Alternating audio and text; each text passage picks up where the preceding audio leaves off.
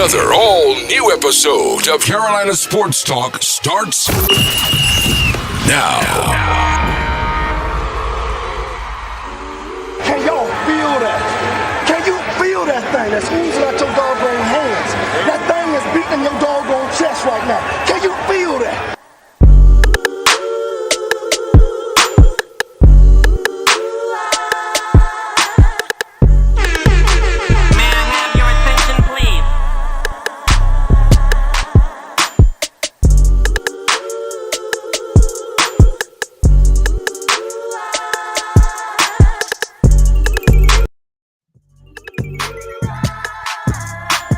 Welcome back to another episode of Carolina Sports Talk. As always, thank you for tuning in on your favorite podcast app. Next time, tell your smart speaker, play Carolina Sports Talk. You can hit us up on Facebook, Instagram, TikTok, YouTube, all of that at Carolina Sports Talk. As always, welcome in my main man and yours, DJ High Star, representing with your boy. What's good with you, brother?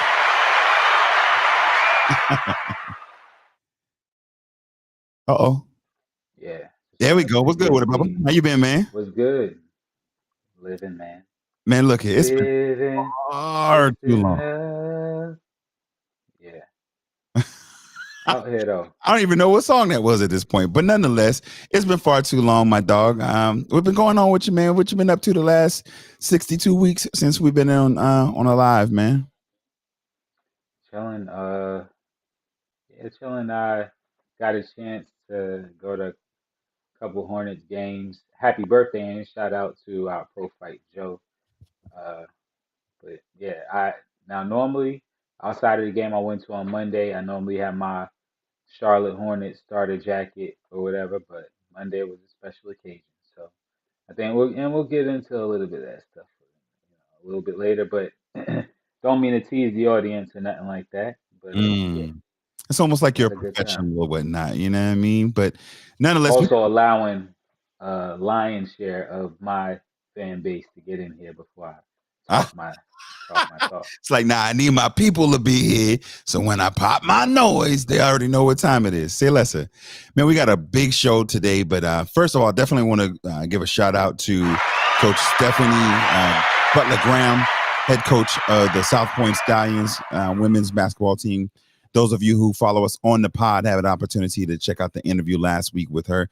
Let us know what you think about that one. Drop it on the Carolina Sports Talk line, Cliff at carolinasportstalk.net. Let us know what you thought about the interview, man. And we'll talk about a little bit about that in a little while.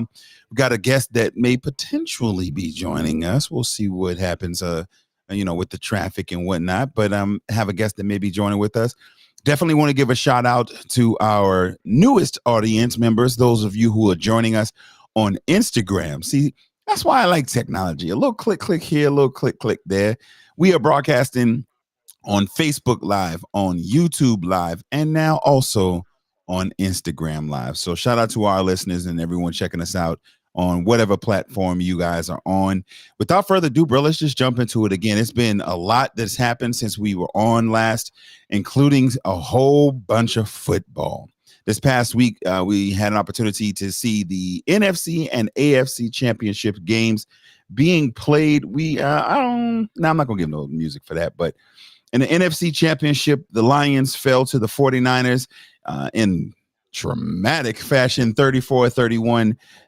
And then over in the AFC, the Chiefs took down the Ravens 17-10. Why does that score seem like it was way worse than that? But nonetheless, bro, what are your thoughts? Let's start with the AFC championship game. What were your thoughts in Lamar Jackson's apparent just meltdown? First, I would like for you to cue up the round of applause for myself. Okay.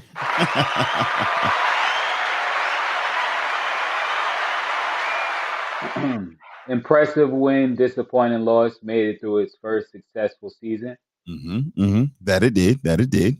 So, just going to sit and bask real quick. This guy here. All right, that's over. So with that being said, my impressive win of the week goes to the Kansas City Chiefs. Okay.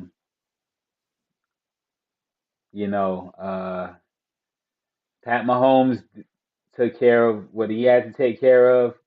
Um, I think there's somewhere toward the end of yeah, I think there's somewhere toward the end of the season, maybe like week 12 or week 11, where the receivers just got it. You know who in particular? Rice. Mm. Rice has stepped up and was like, yo, it's not just going to be Pacheco and Kelsey up here like getting numbers and touches now. Like, you could look to us, to the receiver corps, and I think the rest of the receivers followed suit. Funny thing, one Kadarius Tony made a big fuss about not being at the game. Did you catch that? Yes, it was reported that he was held out of the AFC Championship game as a result of an injury, and he, in the most Kadarius Tony way, came back and had it said that basically that was cap. So I don't know. Now it takes me back instantly in my mind to an interview that I saw not long ago with what was Salsa Boy's name? Played for the Victor Giants. Cruz. Victor Cruz. Did an interview with the Breakfast Club where he talked about the incentives and how much teams would or how many Sit teams you out or hold you at the end of the season. so that you would not hit incentive marks, whether it be for financial reasons or whether it would be for whatever. But I don't know how much of that had to play into it. I don't know if it was just a matter of them saying, hey, we good out without you right now to let you kind of, but nonetheless, he was saying, yo, they said I was out for injury and that was cap. I'm good to go. I'm ready to go. I think that he specifically said so as much to let folks know, okay, y'all got the Pro Bowl this week. Okay, cool. I'm ready to go. So if I'm not in this Super Bowl, it's going to be whatever. Nonetheless, I ain't got nothing to say on it because Kadarius, I feel like he has all of the athletic ability in the world, but he's got some other things going on that prohibits him from being able to capitalize and utilize on them. First off, before we keep going, definitely want to shout out everybody listening. Appreciate you guys. Make sure you drop in your comments. Deke, what up? Already said, what up, fellas? Our dog E Tyner, man, what's good with you, Bubba? We definitely want you back on. And said he drops a comment, says, "What up, fellas? Need to get on there soon. We will make that happen sooner than later." And I did want to say, go ahead. I'm sorry to the everybody that's following. We normally don't do this at all, but make sure because we are expanding as far as on the different platforms and stuff. Make sure that you like, comment, and share, and where you can subscribe. Now you can take the ISO back off of me. But yeah, Tony is an off-brand version of Percy Harvin. I like that. Okay, because hold on, because y'all are producing on the side as far as the WWE and the Tar Heels. So we'll get to those things. All in our outline. We talking. But Tony, right? Tony definitely. I like that comparison. Definitely off-brand. But the other key thing, if y'all remember, the first game of the season, which I was in the club with Big Cliff or the bar, whatever. We don't want to revisit that. But in whatever shindig we were in with that Lions game, and he made that pivotal drop. And a couple pivotal drops in that first game. So that's what I immediately went back to and thought about once he had bought that stuff up. So, and the other thing that I thought about was how close were we to actually seeing? How close were we to seeing the first game of the season be the last game of the season? Incredibly close, and I honestly was looking forward to it myself. I know that there were some who had their thoughts and opinions about it, but that brings me to a unique perspective. On social media, there was a meme that was going around. Some of you guys may have seen it, but for those who may not, I'll throw it up on the screen now. It said, Goodell, when he saw that there was a potential or a possibility of Baltimore naysayers linking up with Detroit naysayers in Vegas during Black History Month with Usher concert in the middle. Bro, I about fell out when I saw it. Had to make that call. You had to press that. You remember those Buffalo Wild Wing commercials or whatever? Yeah, you had to hit that button real quick. Instantly, because whether it was the rematch of the first game of the season would have been actually a good Super Bowl. And we'll talk about that when we jump into the NFC side of it. But there was no parts of Roger Goodell or anybody in the front offices of the NFL that wanted to be able to see that matchup coming I, through. w- I would like to salute Baltimore's defense while we're on the AFC side of things. Held Kansas City to 17 points. You're talking about playoffs. You're talking about Kansas City team that's been through the ringer with Cincinnati, with Buffalo, with Baltimore in the past. You to hold them to 17 points is definitely a statement or whatnot. Of course, Lamar has his fair share of the responsibility and accountability, and then also Zay Flowers with that pivotal fumble um, toward the end of the game as well. So overall, great game, great season for Baltimore, but nobody remembers it. Facts. You're not gonna remember it. And the biggest thing for me, like you said, in talking about this AFC Championship game, is the way that Lamar Jackson, for me, it was a shrink. It was a shrink. It was definitely and absolutely a miss. I put on my Facebook page Um, that I was like, oh, go dog, ahead. don't prove him right. Far too often we've heard that he's not a quarterback, that he's just a running back, and he's dynamic and this and that. And he had so many open receivers, so many opportunities where if he delivers the ball, it's a catch, big play, turn of momentum for him. So I am disappointed to say the Well, least in Lamar. He will very likely in a couple of days be announced as the MVP of the league, but I fully, wholeheartedly believe that he ghosted himself in this performance in yeah, the NFC Championship, man. Chris Jones definitely gave him a fit all day, but also I don't know if this is giving him shooting him bail money, but um, the OCs and the coaching staff let him down as well because they abandoned the run. I've heard OJ say it in the past couple of weeks when he talks about running with purpose or running purposefully, like having your team run with a purpose, and they fail to do that. If you fail to do that on the first down or the second down, let alone that defense is pinning their ears back and stuff, or they're keying on Lamar for him to be the main running back off of like a throw. But me and my close friend, we were talking about it the other evening, and was saying like he should have done an impromptu, if you will, RPOs with himself. Pause. Now he had the one pass that got batted up in the air, and he ended up catching it, so he caught his own pass. Right, But right. in its own right, he should have kind of had an RPO going, even with a back gone, like with him being the back or whatever like that. Tough to say, hindsight is always 2020 as well. Last person from the AFC game that I did want to give flowers to, um, salute to Travis Kelsey, man. Honestly, if you could hit the round of applause, honestly, because to That's all. be frank, to be frank, all of that off the field stuff aside, he Which is fought through why it, persevered through, of course, right, but he persevered through injury, like high ankle sprain. We all saw it on TV, like, and he pretty much came back like the next week, like it was nothing, and fought through his injury. Of course, you got the highest level of medicine and doctors and everything like that considered, but still performing. Like I don't know why people like why he is continuously so open that he is in the chemistry that him and Patrick Mahomes has as well. So in zone coverages, he can read those spots and stuff and get to where he knows that Patrick could get the football too. So shout out to him. He showed up, performed, showed out, broke Jerry Rice's record, I want to say, for receptions in the postseason. yeah. Um, so yeah, Different era, I get absolutely. it, but still nonetheless doesn't diminish from his abilities and his accomplishments, like you mentioned. Really, couple of quick points that I want to get to. This is Carolina Sports Talk. It's your man Big Cliff sitting in with my dog DJ High Star. You mentioned and you mentioned the defense, and then Deke talked about it. The defense being no joke, and Steve Spagnuolo's approach and just his game plan. They threw so many different looks at Lamar that it was not funny. And I get it, and it made a difference. However, when you are the league MVP and when it's expected for you to not perform, that's the moment you got to perform.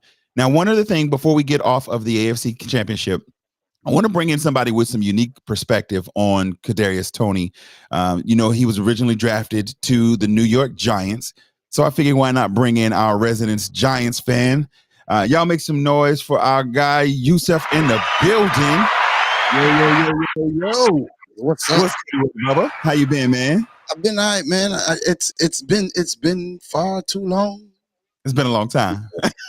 Let's since I. lift the veil. I was gonna say let's lift the curtain real quick on the fourth wall. We had your brother on here. Your brother in pod, and we got a little side text. You know what I mean? Or a side message from you. She like, yo, y'all really going? So we got to make it right. I know I have a relationship podcast, and I got another podcast that's a bunch of foolishness, and I understand that. But man, I started my very first podcast was a sports podcast.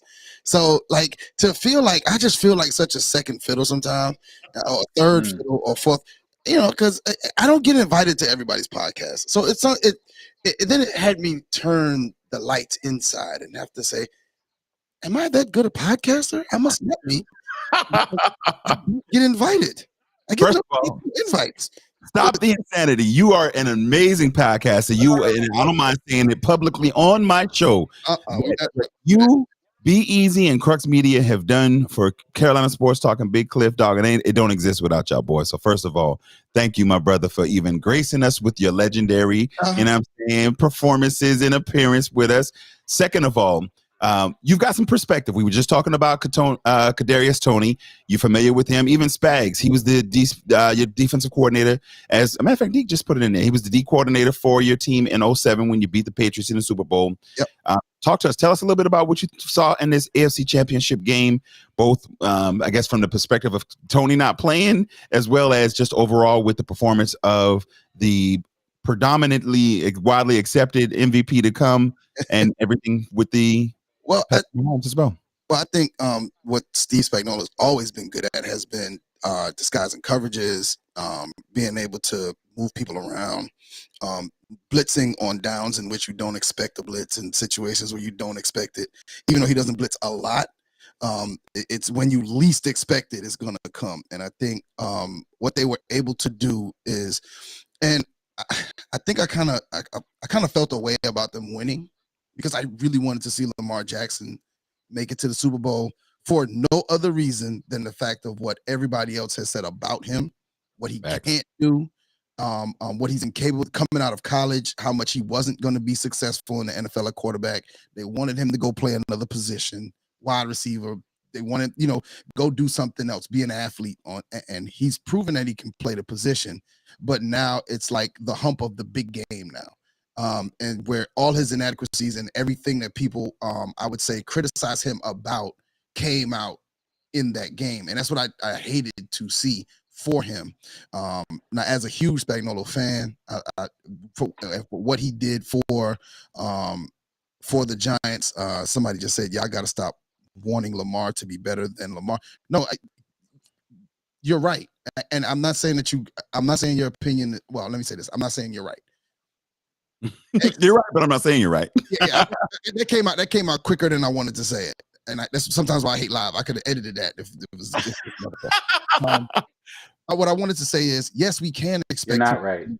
Yes, we can expect him to be more, because if you're going to be the MVP, if you're going to want this, if this is what you're going to say you are, and he's never bloviated about himself, but I'm just saying, like, if that's the level that you've been all year, then you've got to be that in the game. You've got to but let me ask you the game. Let me ask you this question, and I'll ask this to both of you guys. There have last couple of seasons we talked about, like, for an example, the Minnesota Vikings, and I said how I know no matter how many games they win through the regular season, when the intensity turns up and it's time for the playoffs, they're going to lose. I had no faith in their offense, in their quarterback, or in their defense for when the bright lights come on. Can the same begin to be said about Lamar Jackson, that he is a tremendously outstanding regular season quarterback who, when the brightest of lights are on, does not turn into or elevate his game to the level that most others are capable of doing? Okay, now, and I'm gonna answer a question with a question. Okay. a great player knows how to balance between doing what coach tells you to do and when to go off instinct. What Yes. Lamar looked like in that championship game was I'm doing what the coach wants me to do. Not going off, because going off instinct is I'm gonna get the hell out of here and I'm out. Right. If you going off instinct, if he played with his going off his instinct, which is what got him there. And like somebody just said, the Ravens got away from what they did. Their OC got too cute with the game plan. Yeah, sometimes you can outcoach yourself. I have been a culprit of that. I've been a culprit of that. A third round championship game. Trey Hannibal has 62 points at this time. We are in overtime. There's 6 seconds on the clock. I run him on a decoy, another kid on a decoy, and give it to somebody who ain't hit a shot all damn game because he gonna be open. Was he open? Yes. Did he hit the shot? No. What should I have done? Give it to the person that got 62 points and tell everybody to move out the damn way. Dance with the partner that brung you here. Yeah, you dance with the person. So I don't think they gave Lamar the ball enough and said, go win the game. I just don't think they did that. I think a part of it was he was handcuffed. Hey, man, this is what we're going to do all week. We're going to do this. We're going to get cute because they do this and they do that. And then you play right into the Chiefs' hands because you take a complete weapon off the field, which is the person with the ball in his hands 100% of every play. I feel like he had opportunities. And I get what you're saying, both of you guys, and shout out to Deke as well with the comment. But there were opportunities where with the ball in his hand to make a play as far as with the passing game, as a quarterback, he simply didn't make the throws. There were at least 6 deep throws that he just either overthrew, and he's got some of the fastest guys in the league on his team now. This is the first year that, and you mentioned it earlier, High Star, that he had quality wide receivers, and they had stepped up through the regular season. He was overthrowing them. He was underthrowing. He was just missing throws. Whatever the reason, Lamar didn't look like Lamar. And I don't want to be the tinfoil guy, but I'm about to be the tinfoil guy. It gave me very reminiscent feelings as Cam Newton in the Super Bowl. Like, you've been this dynamic, incredible player throughout the entirety of the season until the lights come on, and now you're doing things that are uncharacteristic of what you've done all throughout the season. Haven't we seen this in all sports though? In all sports, there are players who the regular season, when them lights shine brightest, state championships, lower states, upper states, conference championships, NBA conference championships. Everybody who's been doing it, all of a sudden they don't show up, whether it's their first time or their second time. And I just think sometimes people have to go through this to get to that point. So absolutely. Yeah. What? Oh, go ahead. Go ahead. Go ahead. Nah, because you was about to take a lot of my points. I already see it. You took like 3 already. But you cooking. What was the question again? You're cooking though. I never answered the question. What was the question regarding Lamar? Do you recall? Essentially, do you think that he's one of those Minnesota Vikings type situations? Oh, right. Throughout the regular season, they can do whatever, but then when the lights are brightest, they fade. Right. No. Essentially, so right, pretty much where Yoshi was going. Because I had to get my 1-2 in there. I don't think that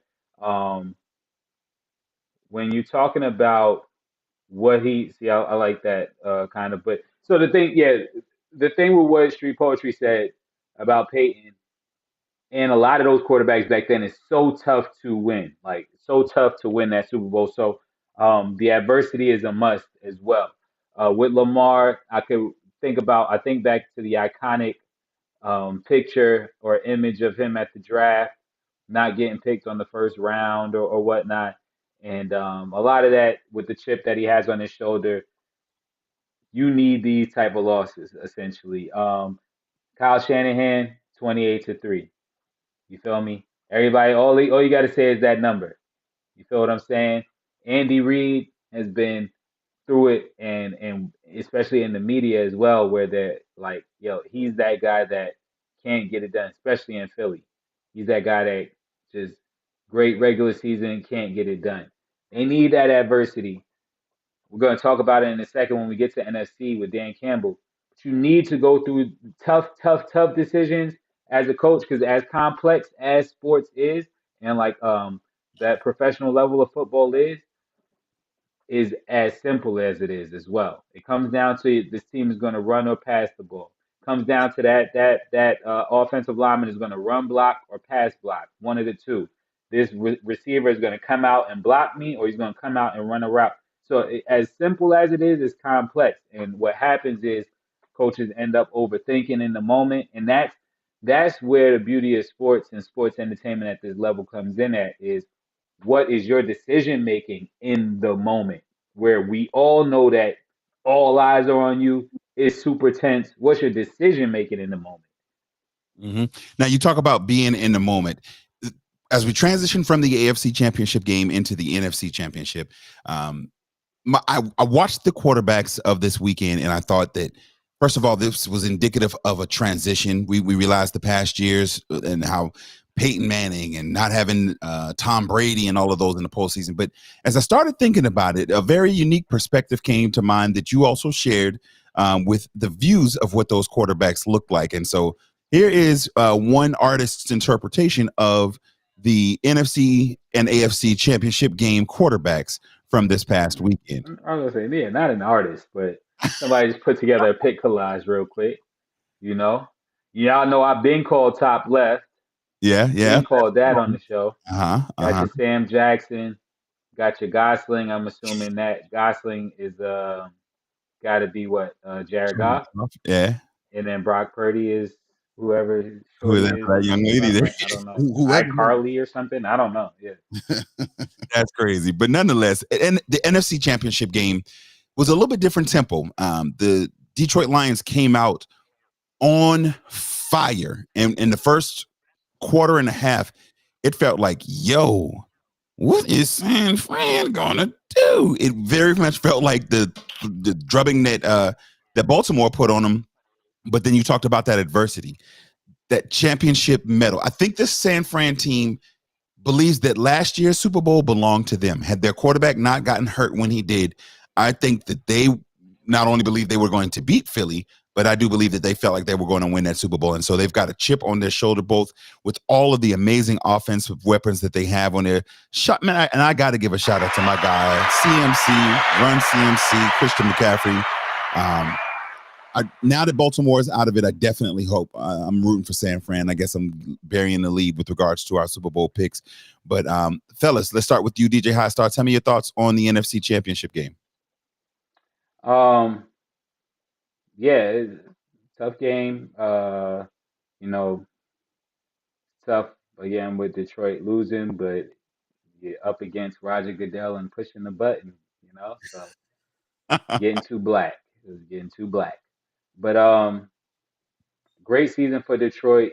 You was one of your dark horses from the beginning of the year. Mhm. A lot of people stepped up and made not even household names for themselves, but just stepped up, made a name for themselves. Of course, Amon-Ra St. Brown been doing his thing. Hutchinson stepped up this season. Laporta stepped up this season. And Jared Goff showed a lot of people that, I wasn't just a consolation with the trade that was made or whatnot. So, and also Gibbs. I love the season that Gibbs had as well. So, what one thing I say to exactly pretty much like, all right, well, let me get to that then real quick. All right, shout out to Jared who puts in the Let comments. me get Dan right. was dealt a 20 in blackjack and told the dealer, hit me.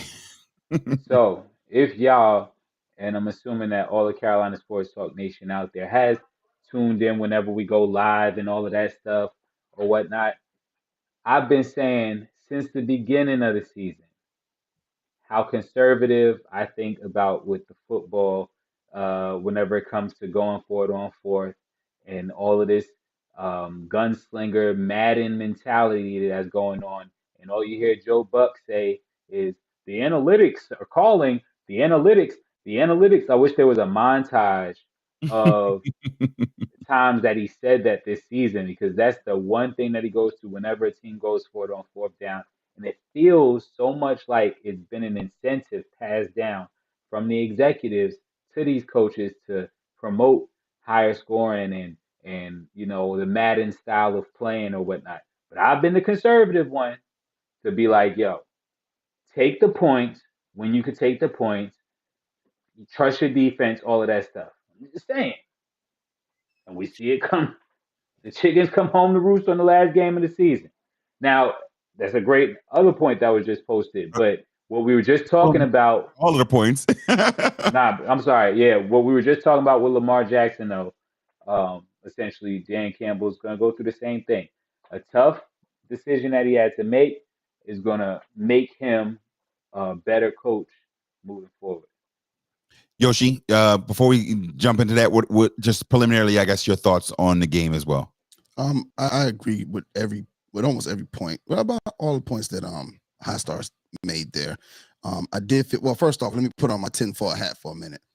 I find it odd that Christian McCaffrey was always hurt for y'all, but he don't really miss a game for San Fran. I just hold up. See, we about to bang. Hold up. Don't do it.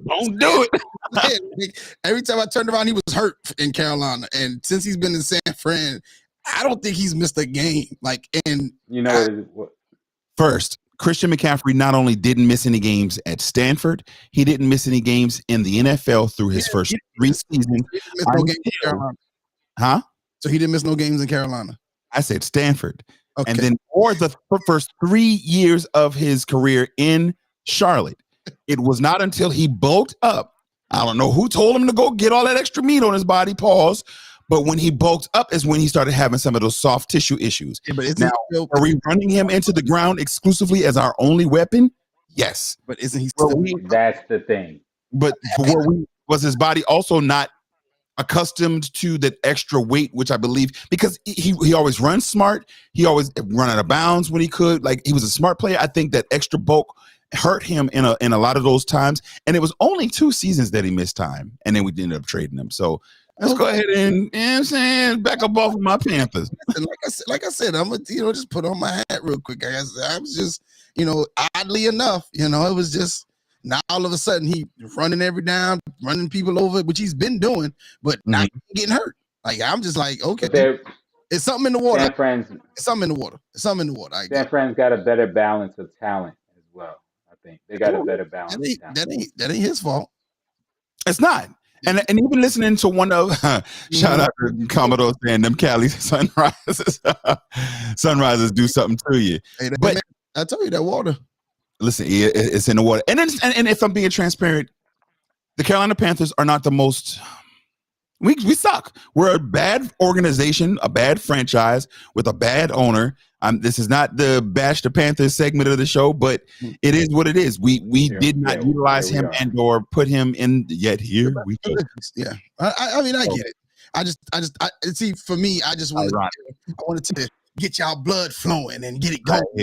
Yeah, you was ready to hold on a minute. Let me come about. Yeah, nah. But that being said, when you have a running back who is also a wide receiver, paired with a receiver who's also a running back, paired with tight ends who are probably also wide receivers, coupled with wide receivers who could also play any of the X, Y, and or Z positions, like High Star said, they've got a much greater wealth of talent and even diversity of talent around that. And it's more similar to what the Panthers have tried to do on defense, where they have a lot of hybrid players that can play in disguisable positions. And I think that is the key to what San Fran's offense is able to do, not only as displayed on the second half of this past week, but all throughout the season. When they are fully healthy and clicking on all cylinders, you can line so many different players up in so many different positions that it throws and it gives you that extra advantage that they lean on with defenses, and then allows them to also stay healthier as a result. Yeah, I mean, I get that. So I just wanted to throw that out there a little bit. See how we got y'all going? I got y'all going a little bit. Even the people in the comments got going. Yeah, it's a bunch of Panthers fans, man. Yeah. This is Carolina Sports Talk. It's your man, Big Cliff, sitting in with my guy, Yoshi, in the building, our guest on the episode. He's the host of Eggs, Grits, and Ignorance, and one of the co-hosts as well of the Relationship Status podcast. And of course, I got my guy, DJ High Star, out here. Shout out to Mama High Star in the background. You ain't got to hide Mama High Star, dog. She ain't realize you're on the air. That's all. He turned around and was like, wait, hold on. What? Oh, wait, Mama, I'm on air. Nah, that's wild. But right before we get off of the NFL pause, we definitely want to get you guys. Let me. I wanted to mention something, bro, before my mother came in and interrupted. Go ahead. Go for it. There was this image on There was this image on online though that was it was ill. It was like Ed McCaffrey and um Mike Shanahan. Mm. Is that the dad? And then it showed a picture of Kyle Shanahan and And Christian. Christian McCaffrey. Yeah. So So some ties out there. Okay. sign of the times. Yeah. Listen, it's like almost like people who have little ones who love sports. So man, shout out to the twins and rocking their Carolina Sports Talk gear. But nonetheless, It's the family segment. Yeah. yeah, I mean, yeah. So Super Bowl, we thought it was going to be one thing. Clearly, very different. It went from potentially the blackest Super Bowl in history to pendulum swing to the absolute opposite end. Which way you going, man? We'll start with you, Yoshi, in the building. Who you got in the Super Bowl, San Francisco or Kansas City? I think who I want to take in this is I want to take the fans in this. I think this is probably the best. This is probably going to be the most competitive Super Bowl we possibly could have gotten. That's the bet. I think this is the best matchup that we could have possibly have gotten to be able to watch. I think you got two high-powered offenses. As long as Kansas City wide receivers don't decide to drop the ball this week, because they known to go on stretches where they just don't want to catch it. They got bricks for hands at some point. Shout out to Tony. Yeah, Kadarius Toney too. And that's why we got his ass up out of New York. And I think that both defenses are good. I like the way that it's going to make a good matchup. I like the 49ers defense against the Kansas City offense better than I like the Kansas City offense against the 49ers defense. And that's where I think the game's going to be won, because the 49ers can drop the back half and just rush 4 and be fine. And contain and cover, because that's what happened, I think, in that second half of the Detroit game. They were able to get pressure with that 4 without having to blitz and without having to uncover themselves and go a lot of man on man. And then on top of the fact that, Detroit just started dropping shit. So, excuse my language, I'm sorry. They just started dropping stuff. That's the ignorance part of Ed Gritty. He's actually the eye. Yeah, he's the eye. Yeah. So, oh Lord, Claude have mercy. It won't happen. But if they don't start decide to start dropping passes, I think that the 49ers defense is just going to be able to get more pressure. I think that they're going to, and the offense, like we've talked about, all of the weapons, Ayuk, Debo, McCaffrey, and yes, I do believe Brock Purdy he's gotten a step further than a game manager, but he's not that dude yet. So I think that he's just not going to make a mistake. And I think Patty Mahomes is going to probably make more mistakes against that defense than Brock Purdy will make against the Kansas City defense. And I think 49ers end up winning. I just think they're one of those teams of destiny. They came from behind the last two playoff games, and won the game. And one of them, they were knocked all the way out. Like last week, I thought they were done. Like I'd cut the game off. I was like, all right, well, let me go ahead to bed. And then somebody, then I just started seeing the tweets, hey there, and then somebody texted me, said, you better turn that game back on. And I was like, I was tied back in. So I have a question, and I kind of answer my my picks for this weekend as well, though. Which team do you feel like handled the bye week the best? The 49ers. The 49ers. I mean, you're saying clearly because they're the ones that's still here, right? But as far as performance. No, I think performance, I think it's the 49ers because, and I'm going to tell you why. See, and I could only go off of my experiences. The year before last, we ended up, I had my point guard go down. We was blowing everybody out by 20. We were the favorites to win the state championship. My point guard goes down. We go from first in the region to third. We end up losing in the second round to North Augusta, right? All that. So we felt like that championship that Wilson got was ours. And we put up Wilson's, like their logo in our locker room. And every game I coached and we prepared for, it was, hey, we're preparing to beat Wilson. I don't care if we don't beat anybody else. We're preparing to beat Wilson. So when we saw that healthy, huh? Was that healthy to do that, bro? And Yoshi, would you go ahead and just for our listeners and as well for DJ High Star, how did that season end that year, sir? So last season we come back in. I have my best player has gone off to North Carolina. That said point guard has graduated and playing at Francis Marion, and I have a whole new team. And we end up beating Wilson in the third round of the playoffs by 15. The game ain't even close. At all. We came in the game. We were so focused and so attention to detail because we wanted them. We knew that they were the ones that got what we were supposed to have. And that's what the 49ers are going through right now. They have what we were supposed to have. So whereas Kansas City just sees it, says, hey, we've been here before. Yeah, we know what to do. We're going to prepare. They're gonna be professionals. I'm not saying they're not gonna be professionals, but they're not as I like this saying I heard one time was the privileged man eats what he wants. The hungry man eats what's on his plate. And I think 49ers are just more hungry. They just want to know what has happened to them was a disservice. We lost our quarterback to the point where our running back had to play quarterback. And so that was the game that Debo was crying or something at the end, right? Or that it was like something at the end of the game that happened, like a little scuffle or something like that. All you can do in those moments is put it up on the board and give them something to shoot for. So you can't tell me all year the 49ers ain't had Philly up. The 49ers had Dallas. They didn't have Dallas up. Like everybody was up on a list, and it showed when they played them. Oh, you know what you about to get? This ass kicking you. Jesus Lord, what you were supposed to get last year. It happens. What you were supposed to get last year. And that's and any coach will tell you that as unhealthy as it is, it keeps your team focused and it gives them something to shoot for. It gives them something to be hungry for. That ring, to this day, I say that Wilson ring is mine. That was ours. And I guarantee you that's all that Shanahan is telling them boys. They are wearing our ring.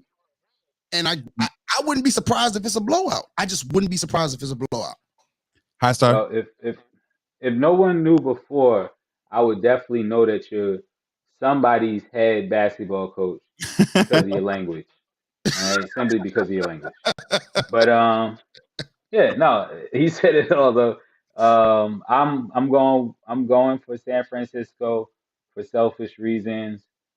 Again, it was kind of mentioned there. It's the Taylor Bowl, and I don't want to, I just don't want that to take over, somewhat.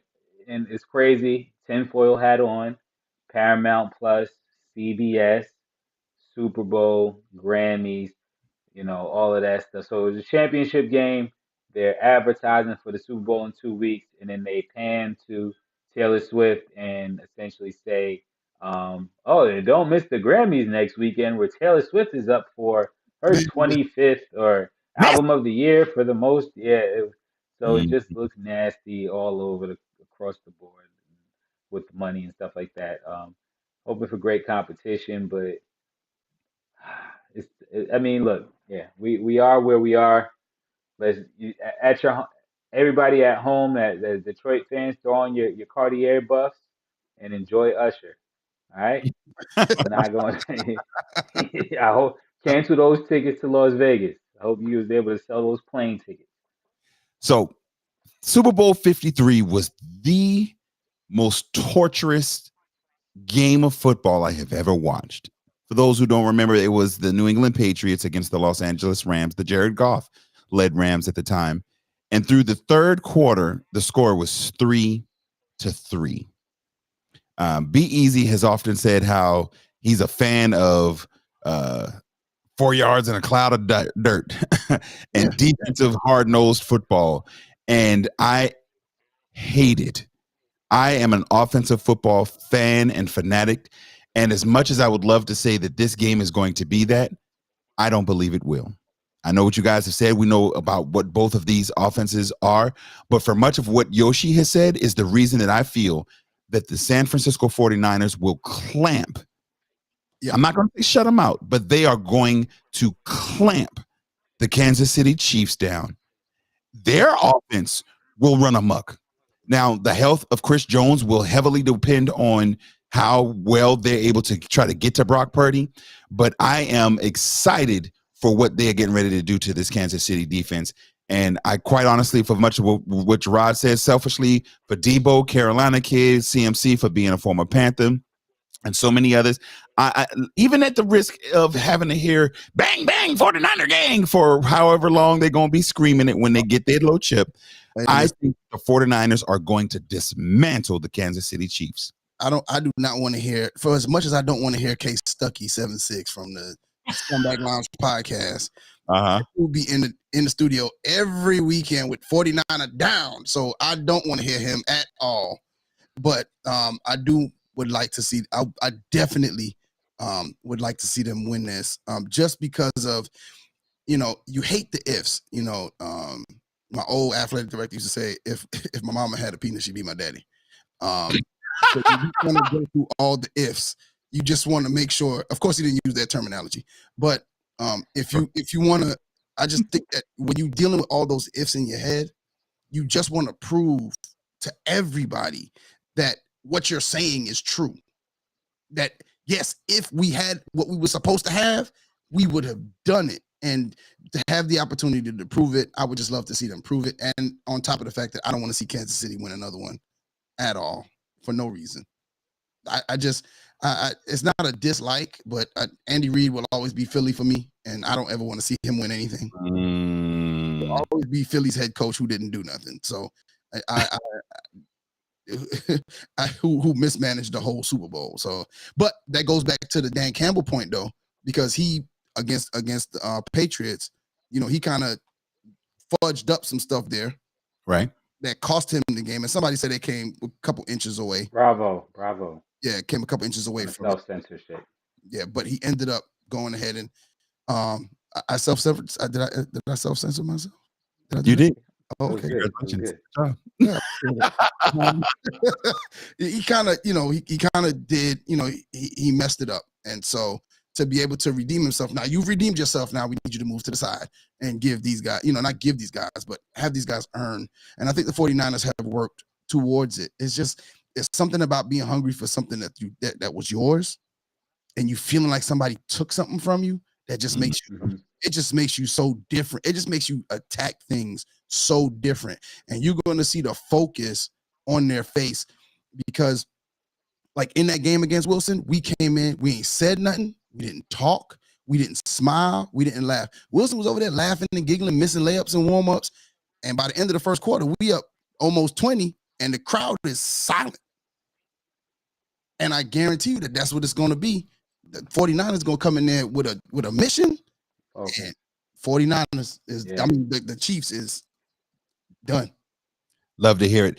This is Carolina Sports Talk. It's your man, Big Cliff, co-host DJ High Star. We've got Yoshi in the building, my guy Yusef from the Relationship Status Podcast, as well as from Eggs, Grits, and Ignorance. So we've been talking NFL. We're excited for the Super Bowl. Go ahead and drop your predictions in the chat. If you're listening on Facebook, YouTube, and or now Instagram Live, make sure you're being interactive. You can hit us up also on the Carolina Sports Talk line, Cliff at carolinasportstalk.net. So at this point, we're going to transition away from football and talk a little bit of basketball, because it is basketball season. We'll start with the association first, and we'll get some scores. DJ High Star, go and break them off with something. All right. Not going to be breaking you guys off with anything, but scores from Tuesday the 30th. The Hawks beat the Lakers 138 to 122. Sorry, the Hawks beat the true essence of the word, the Los Angeles Lakers 138. We're getting more music now. Go ahead. He's over here dapping no one. And then the Celtics beat the Pacers 129-124. The Raptors beat the Bulls 118-107, and the Warriors beat the Sixers 119-107. Last but not least, the New York Knickerbockers beat the Utah Jazz 118-103. So those were the scores from last night. There's a host of games going on this evening currently in progress. So I'm not going to bother going through those scores because, again, a majority of those games, with the exception of one for later, the Bucks and the Trailblazers, are currently going on. But yeah, so those were the notable scores from last night. We haven't done this in a while because college football season has been over. More importantly, like, you know, everything with Colorado was done after like the fifth Fourth week. week. Yeah, but in the true essence, and my Coach Prime voice, play my theme music. Oh, you went there now. Apparently. Funny guy. Yoshi, let's take you back to this time. Oh, Say go New York, go New York, go! Go New York, go New York, go! We're back on track on the floor, scoring Morris 94, and the Knicks are hardcore, and I'll tell you like this. We All right, that's enough. That's enough. You heard the year. Y'all heard the year. Come on, Yoshi. Come on, man.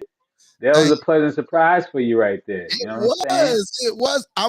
And I'm gonna tell you, I was in the garden for the double nickel, man, and I was in the garden for the double nickel.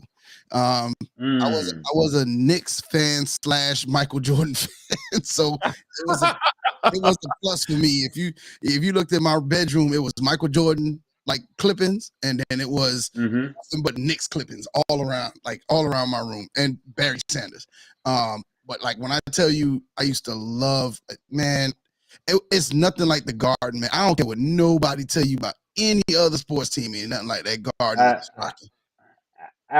Absolutely. I talk a lot of trash, but the NBA is vibrant when the Lakers and or the Knicks are good, or just some of those historic teams and stuff like that are good. But what have we been discussing and stuff like that, or alluding to?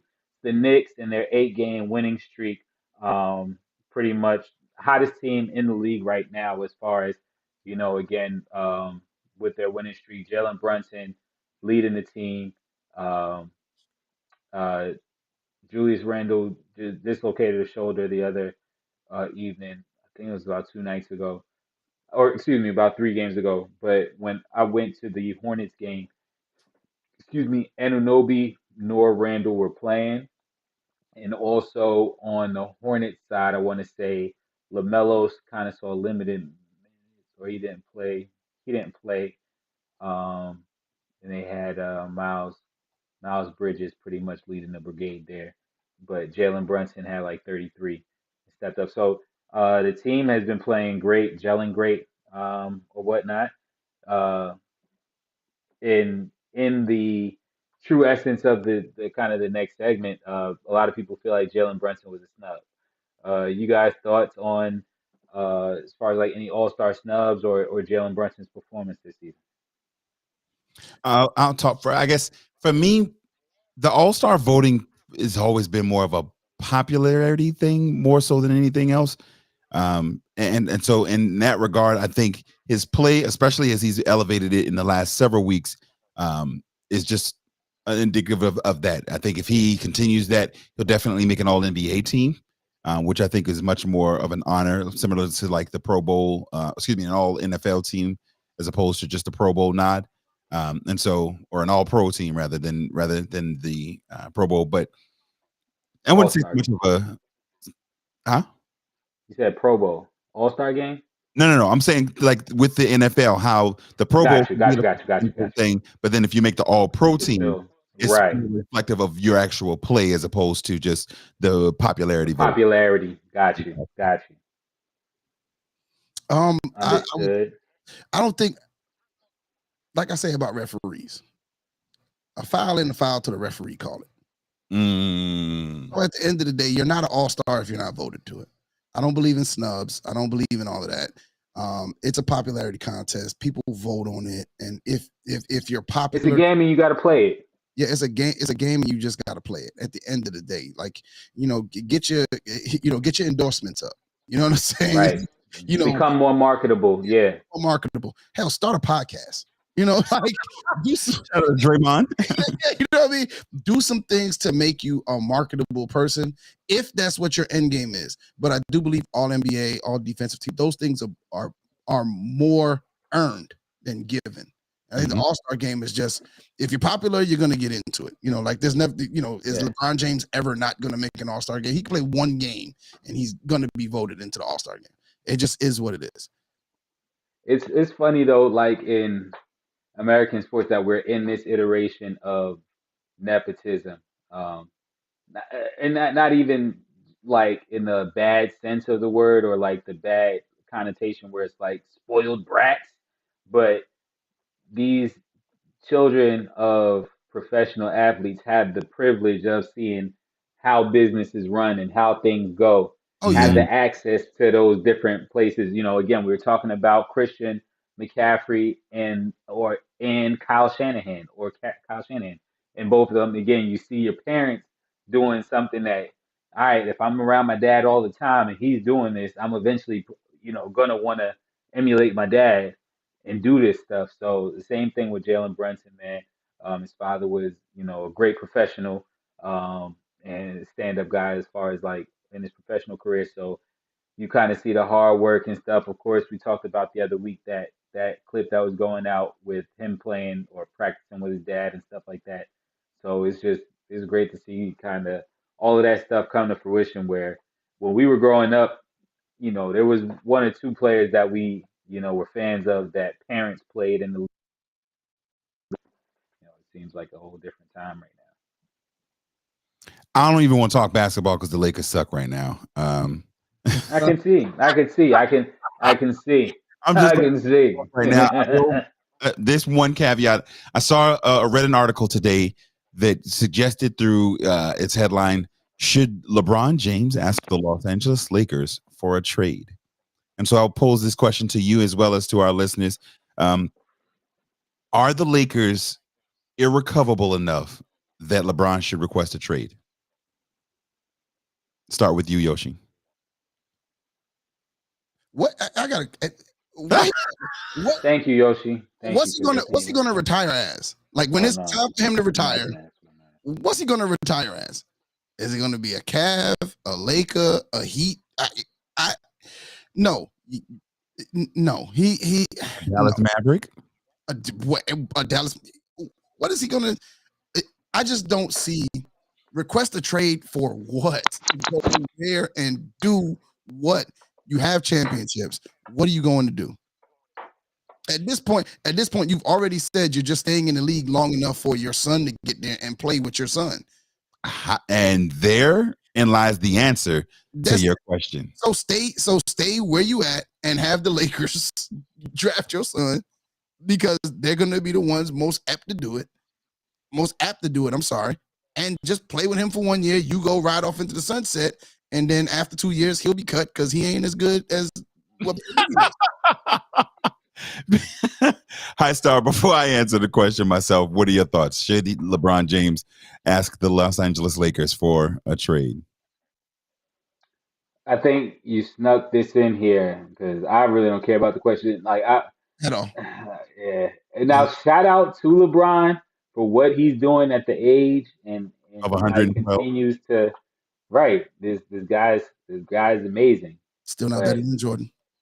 Like Brandon would say. Shout out to Be Easy, like Be Easy would say. Cue up to Stephen A. We don't care. Yeah, I'm not even playing. Well, okay. Well, all right. All right. We'll advance the conversation. All right. I'll give you a chance in a second. But have you guys? What do you make of? I can't even answer my own all question. of the? Huh? Oh yeah. No. I'm sorry. Please answer about the Lakers. Yeah. This is the happiest you'll be. Period. The whole basketball conversation. I got nothing else other than this. Ron James should absolutely request a trade from the Los Angeles Lakers. To the point and the question of where should he trade? I don't care.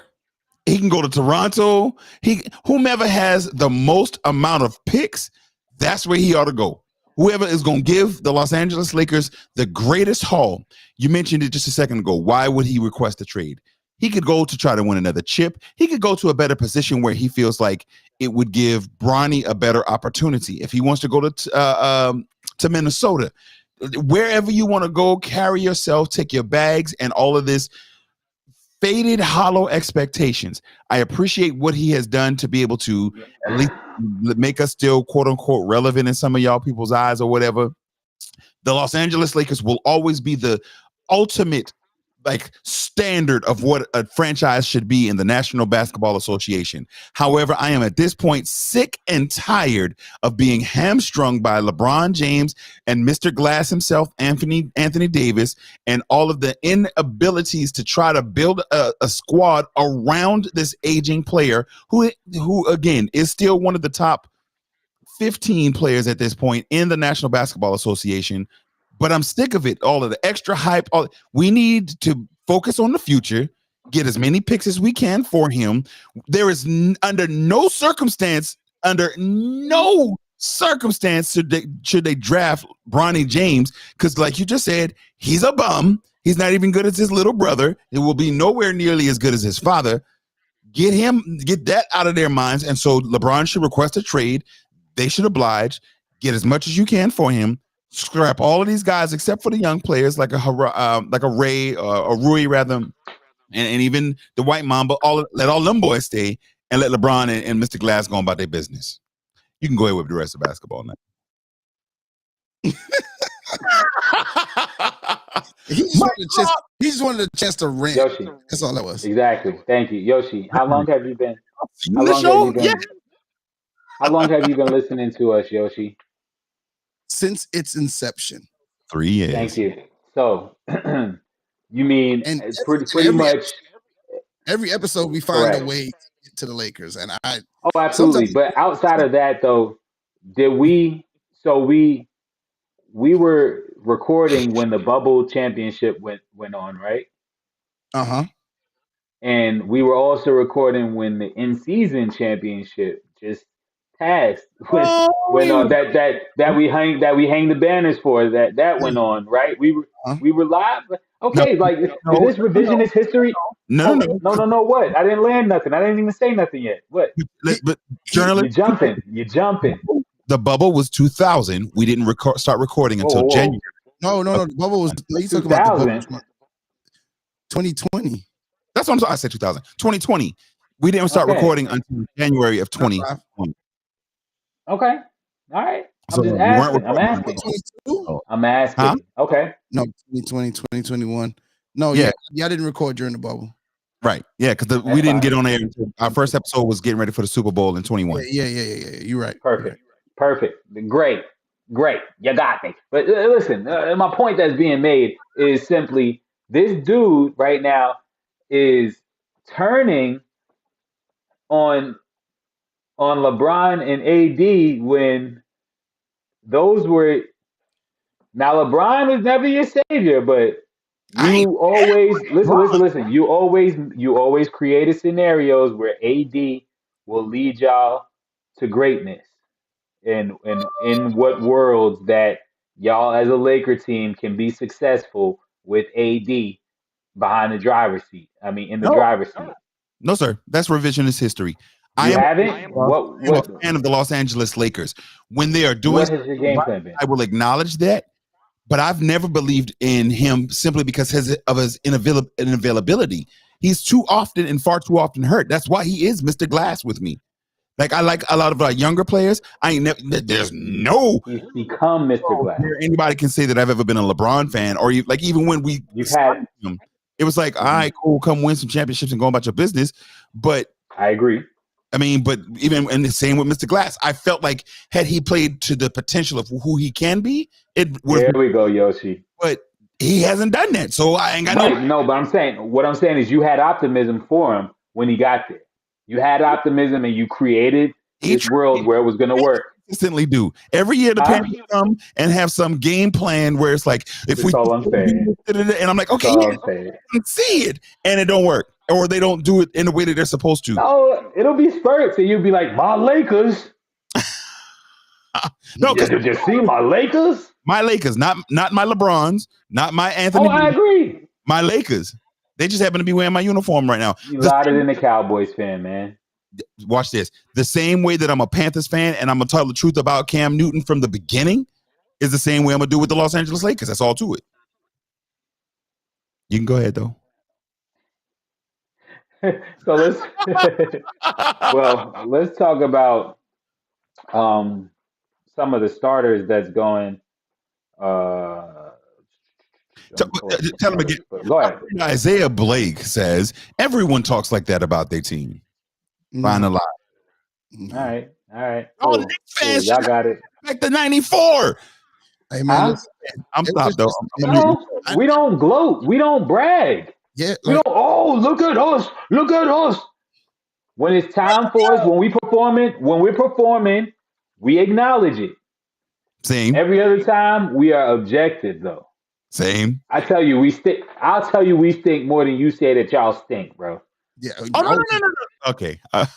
Oh yeah. Yeah, And you project as well too. You'll project as well.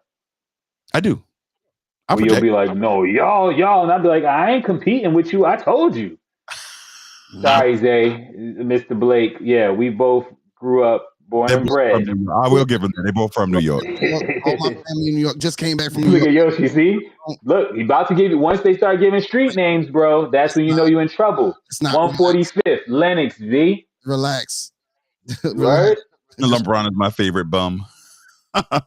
Yo, Shout out So- to Isaiah and Ibrahim. that's cause my co-host said eggs, grits, and ignorance.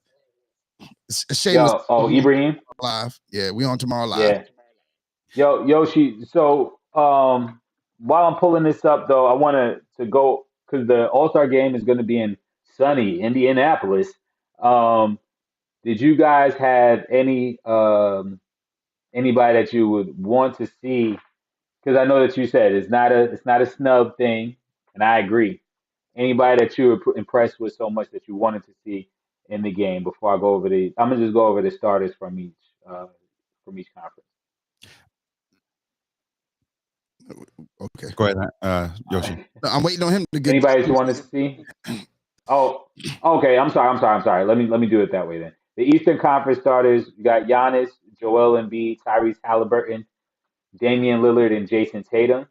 And in the Western Conference, we have Luka Doncic, Kevin Durant, Shai Gilgeous-Alexander, LeBron James, and Queens get the money, and Nikola Jokic. I know heartbreaks, setbacks. Yeah, shout out to Queen. But yeah, so that's the starting five. It just looks like this reminds me of like NBA Live and NBA 2K. It's just there's no weaknesses. I mean, I know that that's the epitome of an All-Star game, but this is like where we've gotten at the level of parity. To your point, Big Cliff, all season long that you've been lamenting. This is crazy. Like any of these people can go off for a quick 25, 30 at any given time. Yeah, no, Ibrahim's not a Knicks fan. But I'm gonna for my answer, I'm gonna let the young great one answer for me. What's the question? Who you want to see play in the NBA? An All-Star game. Who In you the- want to see in an All-Star game? In the All-Star game? You always talk about your favorite team. Oh. So wait. No, you just He's like, wait, the light's bright. He's freezing, yeah. who you watch all the time on TV. This is Oh, live, the sir. Bucks. The Bucks. So of course, Giannis, right? Yeah. Or Damian. Okay. Lillard. Okay. Okay. There you Okay. Dame time, and Giannis. I like that. All right. go. All right. Goodbye, because you suck. Appreciate you. Shout out to the future. Right. He got his own Gotta podcast. keep And it got up. he got his own podcast and got nervous. Like, come on, man. I understand the question. Yeah, nah. He Prompt lead in time. got his own podcast and can't answer the question. I'm like, come on, man. You just talked about Giannis on your podcast episode that come out next week. Like, you come on, man. Just talked about it. Yeah. Okay. Sorry. So yeah, Giannis. No, it's all good. So Giannis and D Lillard. So any snubs or not, anybody you looking forward to seeing out there? No, because no. All-Star. I will say this. I'm looking forward to both Giannis and Lillard getting off and having a great performance under the brightest lights, because this will be their only opportunity to be under the bright lights, because they will not make the Eastern Conference Finals, let alone the NBA Finals. Yeah, they not. Yeah. Shout out to Doc Rivers and the Thanasis Antetokounmpo. He said he's ready to see Patrick Mahomes. Yes, indeed, indeed. So, something else that went down real quick that I wanted to go over before moving forward with Tyrese Halliburton while we're talking about All Stars. Did y'all see everything that happened? You know, of course, recently the NBA has implemented a 65 game rule. Got to play essentially a majority of your games, line share of the games during the regular season to qualify for incentives and bumps, but also different awards and stuff that provides those set incentives, right? So Tyrese Halliburton, due to real injury, is out. And the catalyst for all of this stuff, these rule changes, has been long ongoing load management, the topic of load management and how the NBA kind of balances that with giving the fans what they pay for. Y'all thoughts on the Tyrese Halliburton situation? I like the rule and the spirit and the essence of it, but for if there's a player who's authentically and genuinely hurt, but then comes in and balls out in the portion of the season that he is there, whether it be before or after the injury, I don't think that it should disqualify them from having eligibility to be able to get not only the incentives, but the awards. If they have that level of a season without having, like, again, sitting because my back hurting, I'm old. Right. Now, that's something Ben different. Simmons, when he's just a fashion model. Yeah, nah, for any of those reasons, I get it. But the spirit of the rule, I understand, but I don't like the application. So, And again, though, the genesis of even why it's happening, though, you know what I mean? Can you acknowledge that where we are is a result of what we have been doing or where we was? You know what I'm saying? As an association. yeah, like Ibrahim just placed in the comments, they should call it the Michael Jordan rule because Mike played almost every minute, no stupid resting.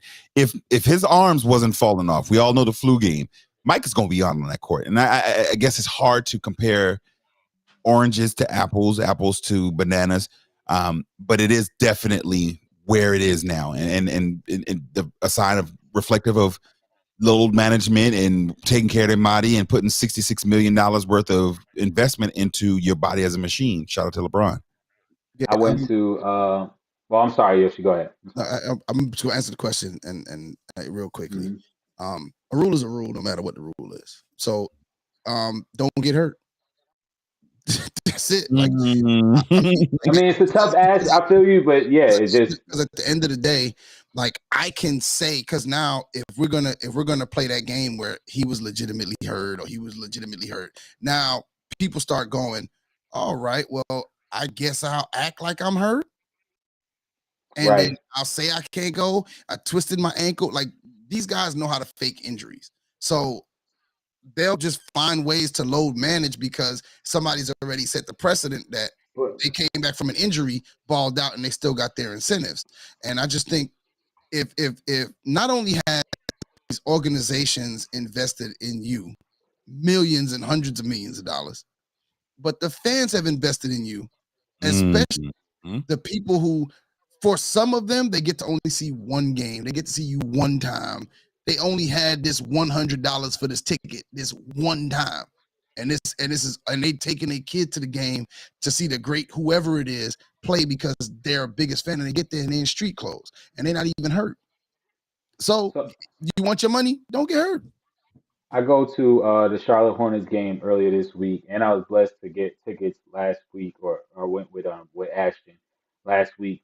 Both games, Gordon Hayward is at the end of the bench. You look up on the ESPN app, $30 million this season that he's making. To you guys' point, the ticket prices, the concessions, everything that goes into that fan experience for going to the game, absolutely. And to Yoshi's point, because injuries are something that's inevitable, is it something that you would look at perhaps penalizing the team?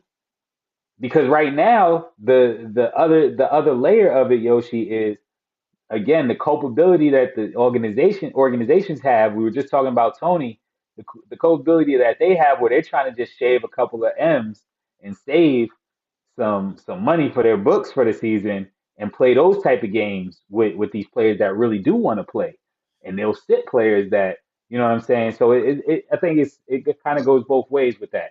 Well, let me ask you this question, and this is the best analogy I think we can give, and that many people can relate to. All right, basketball is these guys' job, right? This is their job. Agreed. This is their job. They this is their career that pays them well. If I call out of my job, they gonna give me a couple of days. But after them couple of days, they start docking my pay.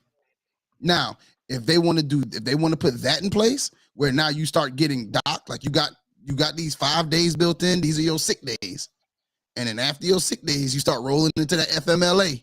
FMLA just keeps your job. You don't get paid. All it does is keep your job.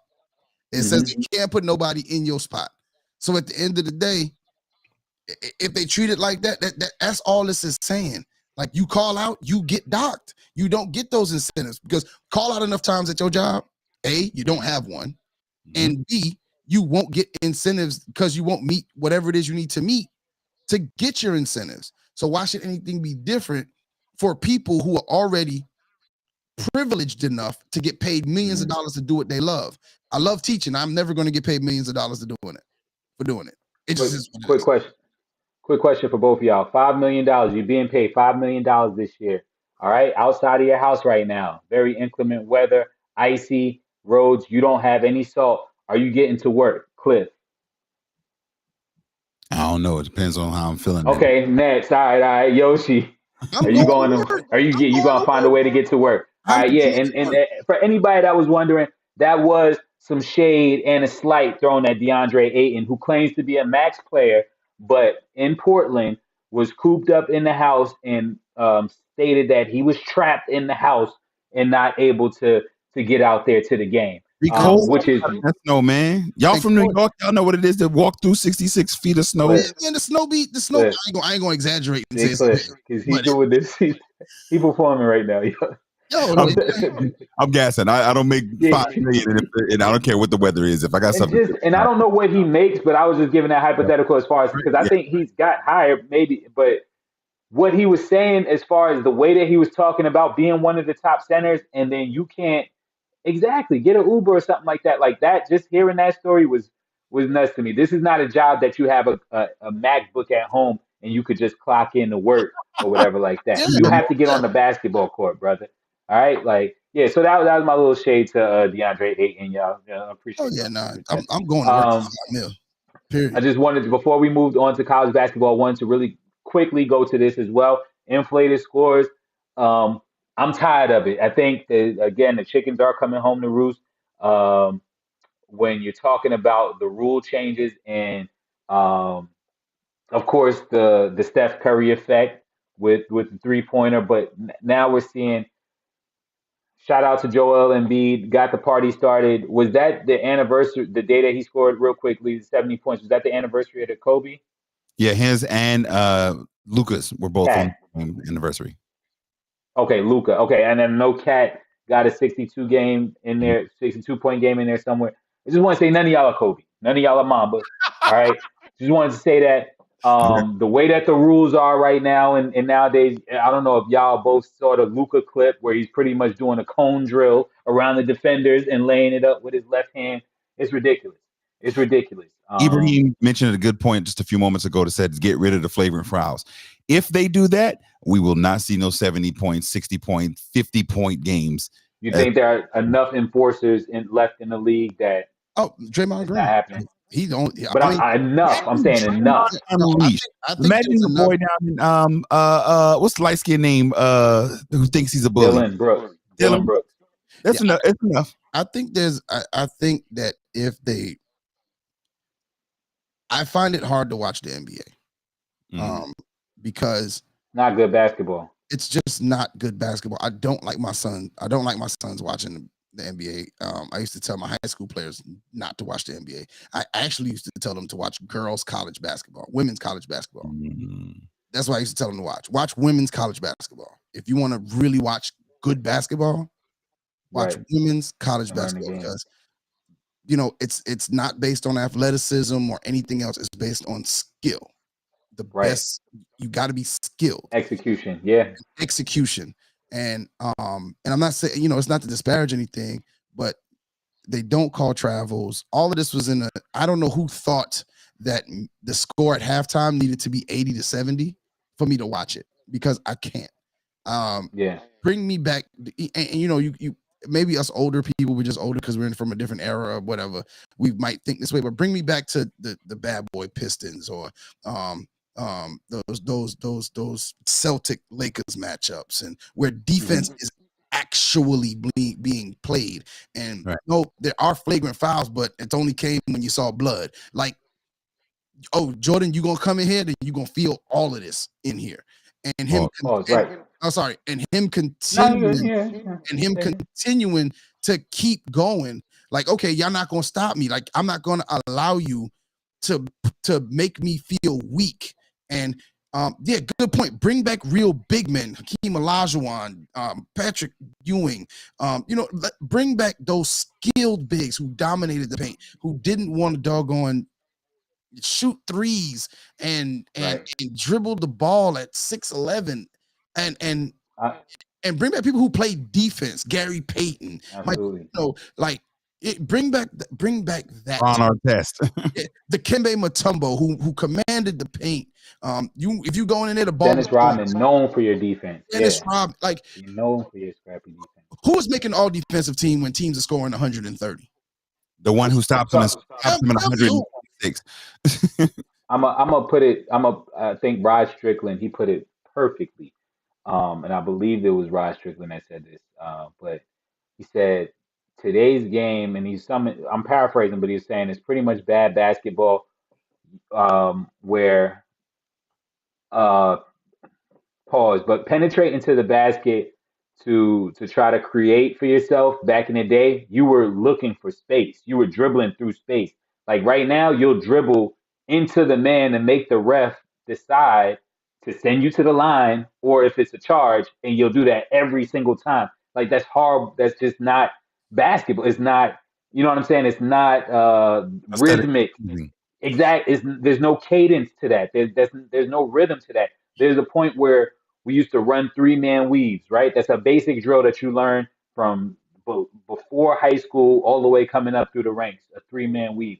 Nowadays, if you're on a 3-on-2 fast break, the fundamentals are horrible. A runner will be behind you and stuff like that instead of in front of you. Somebody will stop for the 3-pointer.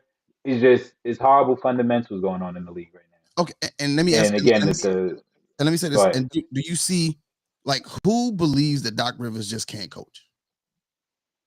Just can't coach. I don't believe he can't coach. No, listen to me. He can't coach these players.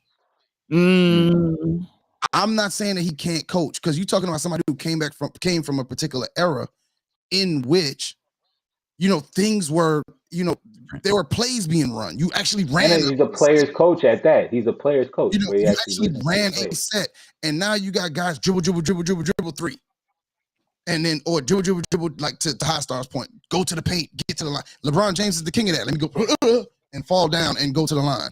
And I feel like the game has become, and it's ruining kids. That's the thing that kills me. That is it for me. It's ruining kids. Man, I was at a rec league game, my son's rec league game, and kids are shooting from 3 steps, 11-year-olds, 3 steps behind the 3-point line. The referees are not calling travels. They're not calling discontinues, because what we're watching, they're watching these people. That's not a walk. He only took 3 steps. I was gonna say, think about what the step back jumper has done to these younger kids. And the Euro step. Yeah. If it's done incorrect, it is a travel. So like when kids do it and the ref calls it and they look at me, no, that's it. Son, I done told you stop. I done told you to stop that. It's a travel. When I train kids, I don't teach that, because it is a travel. Like, it's just, it has ruined the game. I can't watch it. I try not to let my sons watch it, but like, you can't tell me. It's bad basketball, and it's beneficial to, it helps those players, and kudos to the people that are privileged enough to play the game, to take care of their families. But literally at this point, that's all it is. It's some people we're playing pickup, to take care of their family. That's all. It is. We're heading in the direction where they're going to force a 100 point player on us. Like somebody literally said, I think it was let out from the Timberwolves locker room that, hey, we were trying to let Cat score 100 or something like that. Like, and they ended up losing. They lost with this guy scoring as much as he did. Like, this stuff is ridiculous. They want the All-Star weekend all season long in the NBA. That is it. I think shout out to Isaiah saying it's the Globetrotters. He mentioned earlier it's a show. Shout out to Kim Craig, Kendra Smith checking in. It's at a point where it's about the showmanship, and you mentioned it. They're putting on a display of these otherworldly talents with Steph shooting from wherever, but it is ruined with these big men popping out trying to shoot the threes, and it's ruined the game of basketball. And like to your point, Yoshi, we watch a lot of basketball. Crux Media is able to cover a whole lot of different perspectives, different games, and to watch high schoolers 6'8", 6'9", who should be big men in training, living at the 3-point line is bananas to me. Like it's frustrating. Like, yo, get the hole, bro. Now, if you're difference to me. If you're born with that, like, because I think LeBron has the ability to. He's about 6'8", can facilitate, can shoot. It's up in the air whether he can really shoot. But he came up as pretty much a point forward is what they had to kind of coin the term. Same with Luka. Yeah, same with Luka. They kind of big guys who can handle the ball, can shoot it a little bit, can make other people better, great vision. And I think those people are somewhat of an anomaly. All right. Mm-hmm. High IQ. Yeah, high IQ. Like even, let's say back in the day, you didn't have a lot, but you had a couple of guys who could do that. One Magic, player, Penny Hardaway. And of course, this next player wasn't in their realm, but I thought he was pretty good at what he did at his height, and that was Tony Kukoc. So when you think of that type of thing, it was very few, and even now, very few people can actually do it successful, because all of the guys that are scoring all these points now in the NBA are volume scorers. They're not getting it off of efficient shots now. They're putting up 30 shots and getting 30 points. Mm-hmm. You know what I mean?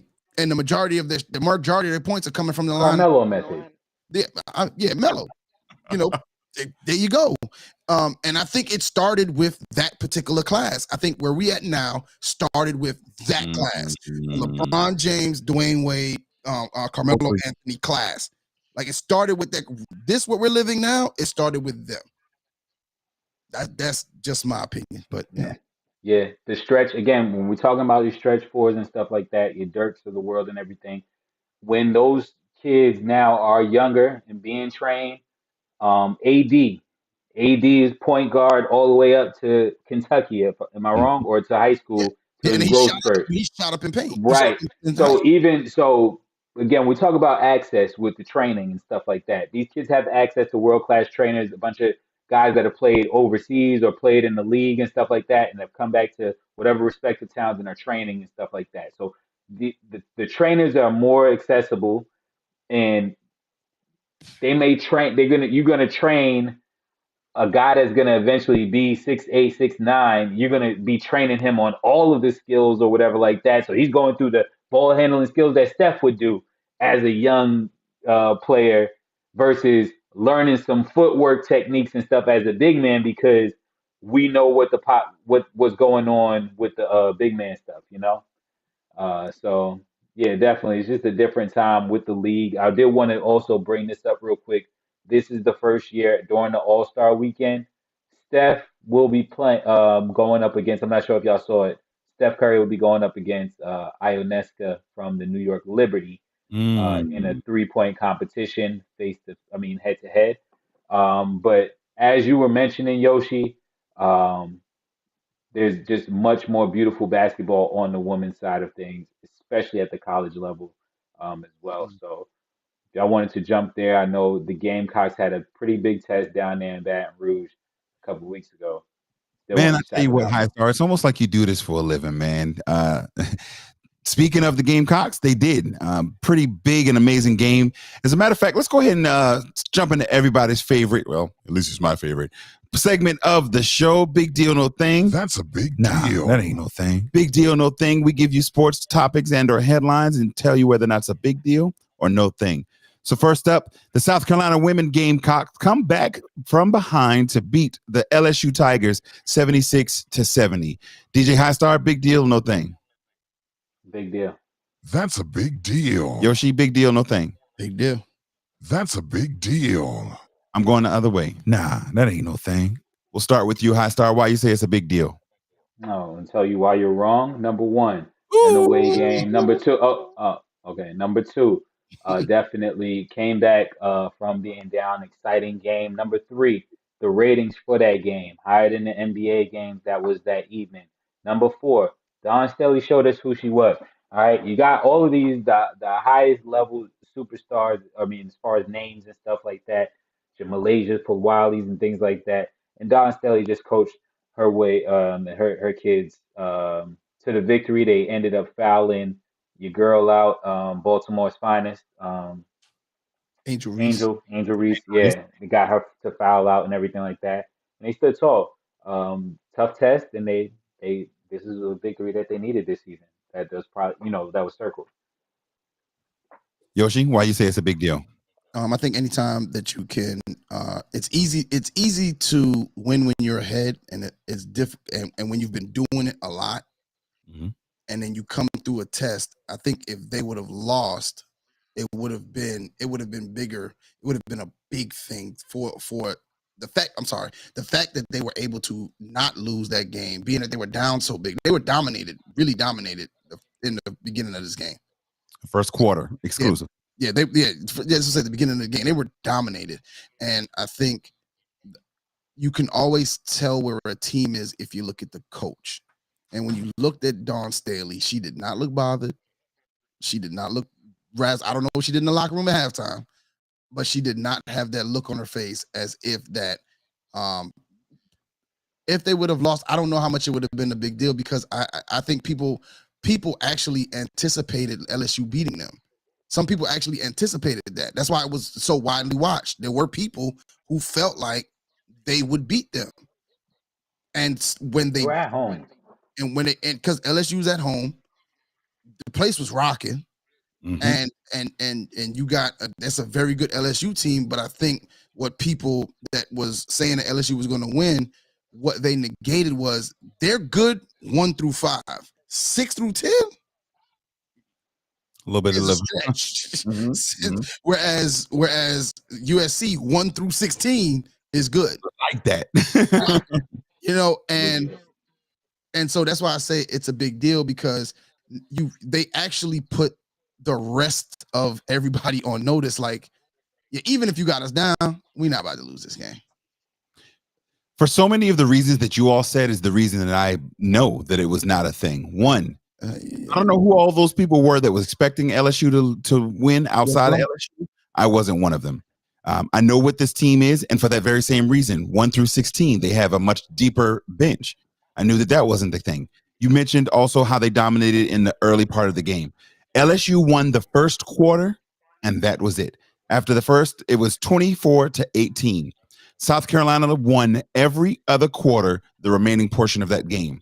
Also a reason it was no thing for me.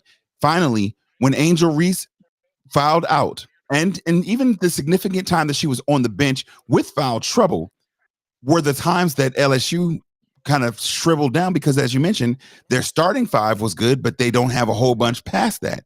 To me, it was almost an expectation that South Carolina, it was a test. I knew it would be a good game almost exclusively because of Angel Reese. But when she was not in there, it was a different game. Now, that being said, do I feel like, as a South Carolina fan, because I don't want nobody to get it twisted, I am a fan of the Gamecocks, but it was no thing for me because there was an expectation that they would win. And then once you remove Angel Reese out of that equation, it's almost a foregone conclusion for me at that point. That's why it wasn't no thing for me. Yeah, I think you didn't address me. All right, man. All right. Nobody addressed my rating situation. You talking about, like you came out like gangbusters, like you had a counter for each point, and you conveniently skipped over Okay, My you big know, plays. okay, and with regards to the ratings, nah, that ain't no thing. Next up on Big Deal No Thing, the South Carolina Gamecock men currently ranked number 26 in the country. Big deal, no thing. Starting with you, Yoshi.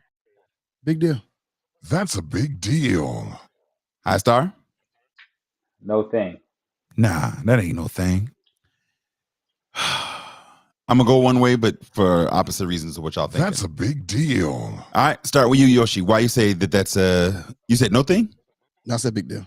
Big deal. Why you say it's a big deal? Last year they wanted Lamont Paris fired. Let's just call it what it is. Like Yeah. last year they got, Frank was out. They wanted him gone. And he was, and when you looked at the class he brought in, nobody really thought that what he was bringing in was going to be good enough to get them to this point. Mm-hmm. And I would say that Coach Parrish, and all the plethora of other the coaching staff he has over there has done a great job with this group, and it's paying dividends. The fact that they're ranked where they are, and I think they're going to move up even further because as they go through, they've just, they recently beat Kentucky. They're in the midst of a winning streak. Coach Parrish is in, and another thing that goes without, like, Coach Parrish is in the locker room dancing after games, and the kids, like the players, are loving them and in tune with that. Now, I had an opportunity to talk to not Coach Parrish, but one of his assistants today, and I told him, I said, "Tell Coach Parrish stop dancing, please." You tell him, just tell him. I said I said, because I don't know where the rhythm is, because he not getting it. And he said, "Guess what, Coach? I'm gonna tell you what. He ain't never gonna get no rhythm." So he said, but the kids love it. So I know he's gonna keep doing it. But you see the fun, you see the camaraderie, you see they're enjoying playing basketball together. And my talks with some of the guys on the staff was, this team was put together. They were put together for that. For this, they brought in high character kids who, all would be bought into what they're doing. So the fact that their plan is paying dividends, that's a big deal. High Star, why you say no thing?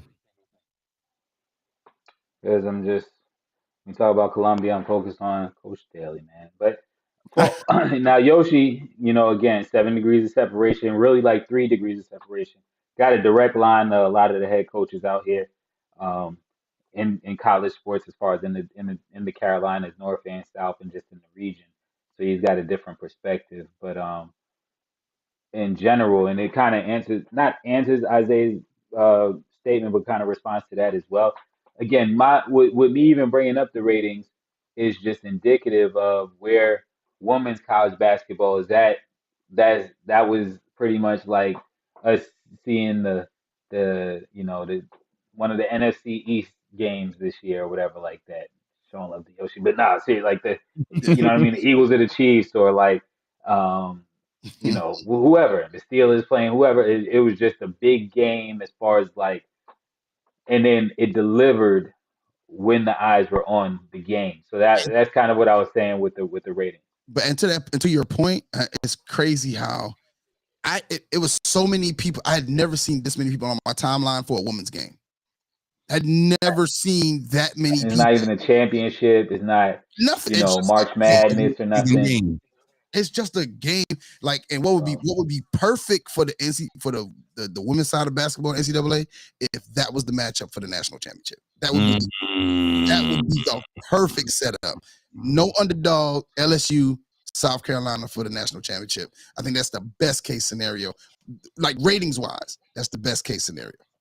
But so real quick, for me, big deal. I say about the Gamecock men, because like everything you guys have said, they've been, everything Yoshi said, they've been playing tremendous basketball throughout the season, having beat a top 10 Kentucky, having beat number 5 to Tennessee.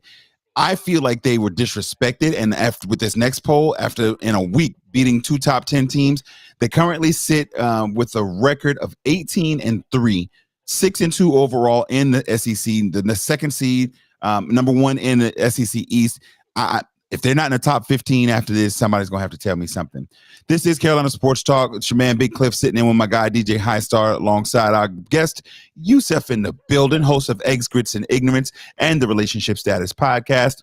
We are talking Big Deal, No Thing. As we continue on with the basketball themed Big Deal, No Thing, we're going to transition into high school basketball. Ridgeview versus Westwood Part 2. Big Deal, No Thing. Starting with you, High Star. Big Big deal. deal. I'll help you out. Yoshi. Big deal. That's a big deal. And I'm going to go, that's a huge deal. We'll start with you, Yoshi. Why you say that's a big deal, man? Well, first off, I think the number one is the winner of the region become the winner of this game is going to win the region. Mm-hmm.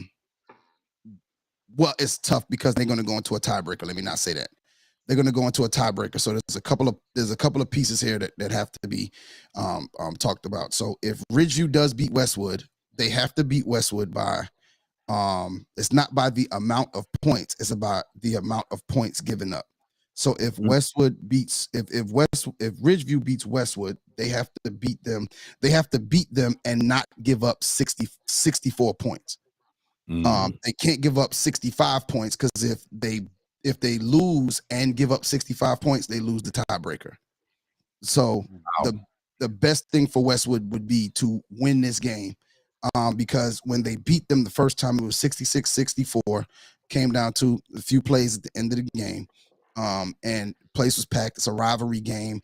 Because of some things that happened afterwards, after Westwood won, some things that were said by the coach, it has caused some more like spark and fire between, I wouldn't say between the coaches, but between the teams, fan bases, between the fan bases. And this flame is going to be hot. And it's a big deal because whoever wins the region gets that number one seed, and they don't have to see one of the best teams in the state in Wilson until the lower state championship. Whoever gets the 2 seed ends up in that bracket, and they're going to have to see Wilson in the second round in Florence because Wilson clinched the number one seed, and they're the number one seed overall. And what's crazy is they have first round. They have every round is at Wilson, the lower state is in Florence, and then the state championship is in Florence. Also in Florence. So to have to come to Florence, so you really don't want to see them until the lower state, really and truly. You don't want to have to go there. So that's why I think there's a lot of stuff that's riding on this next game, and that's why it's an extremely big deal. And also, first-time head coach Trent Robinson over at Westwood, he's 18-1. After that team didn't do that well last year. Right. He took the same players. Actually, they lost some seniors, but he's taking these same players. They're 18-1, 7-0 in the region, in a very tough region. You're talking about AC Flora, Ridgeview, Irmo, who's the reigning state champions. I don't like them. And because they beat me in the lower state. Exactly. But it is huge that they get this win. It's huge for whoever wins. But for Ridgeview, they have to win and then not give up those points. That's what has to happen for them to win that tiebreaker. Because that next game, I wouldn't say it's a foregone conclusion, but I'm pretty sure they'll be able to get through that game on Tuesday just fine. So, High Star, I'm gonna forgive if you would your explanation. We're gonna move forward just for the purpose of times. I wasn't gonna be long. Okay, go for it. Why is it a big deal? I said that it was a big deal because to give somebody like Yoshi an ISO on something where he has a Regency bias, and then we got Cliff Vitale over here moonlighting as an NBA and a high school announcer. Is clearly a big deal because both of you guys are well informed on this. Regency bias, okay. Shout out to Ibrahim one time. Before Ibrahim slides out, man, I gotta let you get a plug in for Eggs, Grits, and Ignorance. Yoshi, go ahead and holler at him one time and let the folks know where and how and what Eggs, Grits, and Ignorance is and why they should check you guys out. Eggs, Grits, and Ignorance is we it's the ignorant side of the news. You're not gonna come there and find out about Cardi B or anything like that. Anything you deem as serious, you're not gonna get. You're gonna get this man who's in love. You're gonna get a story that's like a man who's in love with balloons. You know, that literally, you know, and these are real stories that we Very go out and ignorant. find. And that's our Thursday show. And then our Monday show is about we recap the show Power. We recap all of the episodes from all of the different spin-offs. And we're about to do we're talking about doing a rewatch of the flagship Power. And then recapping those. So we do those each and every Monday, and you can tap into the Eggs, Grits, and Ignorance page right here on Facebook, and you can catch us on YouTube with the Eggs, Grits, and Ignorance. Absolutely. It's ignorant as fun. Oh no, Listen, listen, it's pure tea. Hilarious. You're not coming there for anything serious. You're gonna hear a bunch of nonsense. We just wanted it to be a way for you to just get away from the monotony of the serious side of the world. And we just didn't want to. That's why sometimes we may come in and we got 6 stories, or we got 1, and then EB's top 5. You don't know what you're gonna like. The top 5 things, the top 5 positions.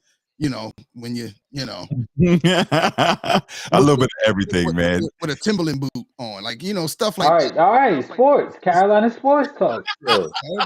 Yoshi. We got one more. I'm gonna throw one more at you. This just in, one more big deal, no thing. The state of North Carolina, and I want to make sure I pull it up to read it. Breaking news: beginning today, North Carolina private school athletes will have the ability to earn money off their name, images, and likeness, also known as NIL. Public athletes cannot, but there's a change. Public school. Yeah, public schools cannot receive that NIL money. Private schools can. First, let's start here. Big deal, no thing. Start with you, High Star. A big deal. That's a big deal. Yoshi. Big deal.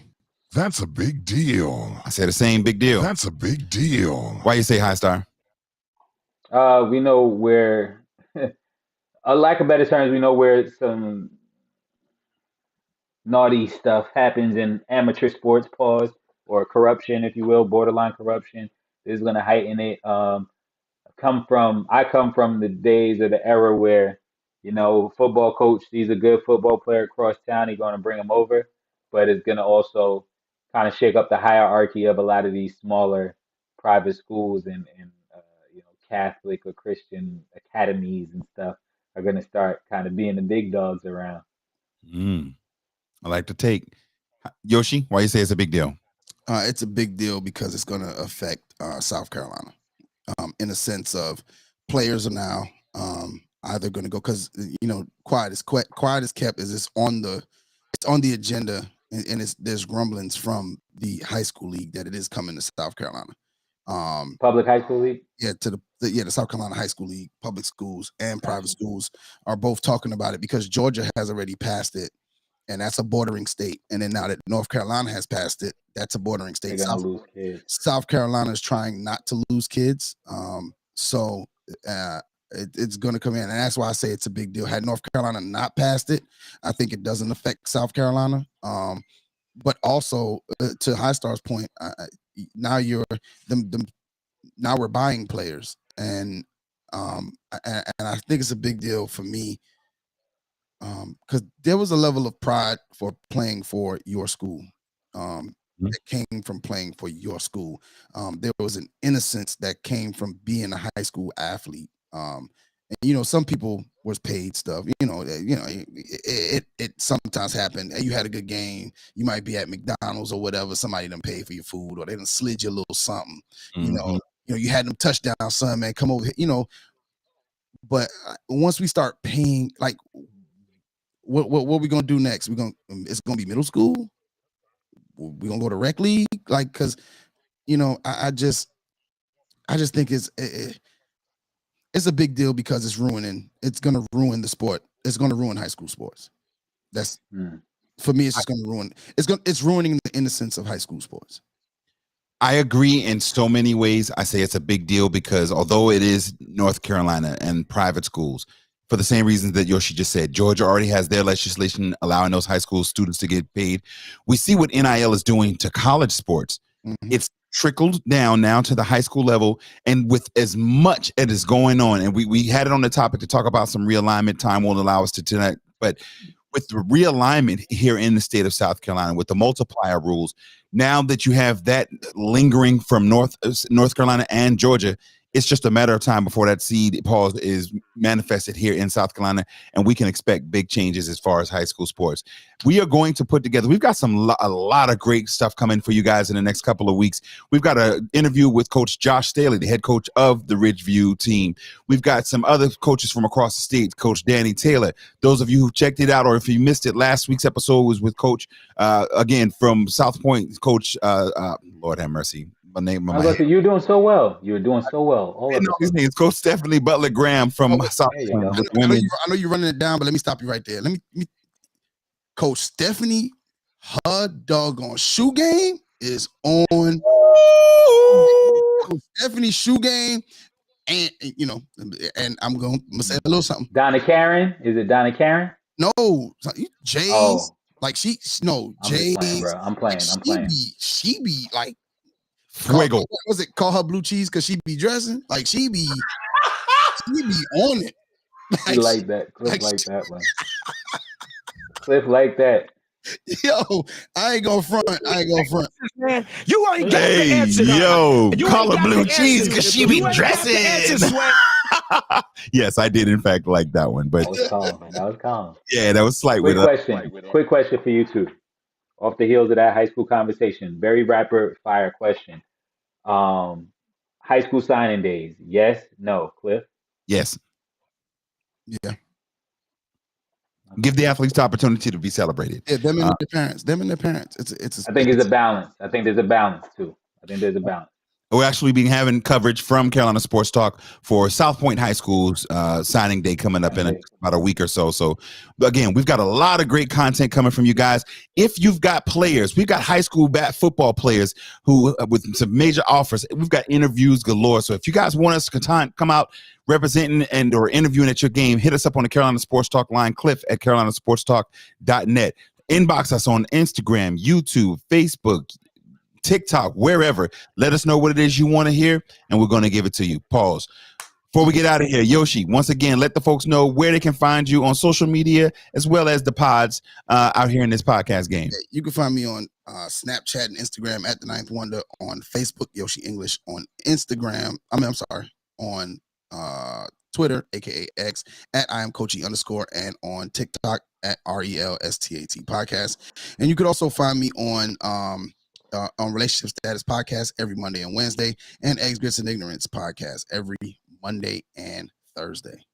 Hardest working man in show business right there. Yeah, and in the studio every day after, other than that. Exactly. Hi, Star. Anything you want to highlight to people before we get out of here, bro? Yeah, y'all can find me somewhere next to Waldo or Nemo. You heard? Trying to find my mind. Okay? In the words of Don D.C. Curry, my mind. But yeah, shout out to Carolina Sports Talk. One time for the 843. Shout out to my dog Isaiah and everyone else tuning in on your favorite podcast app. Next time, tell your smart speaker, play Carolina Sports Talk. We appreciate you guys for tuning in. You can hit us up on the Carolina Sports Talk line, Cliff at carolinasportstalk.net, or hit us up on YouTube, Facebook, Instagram, TikTok, all of that. We out here, Carolina Sports Talk. Until next time, we out of here. Peace.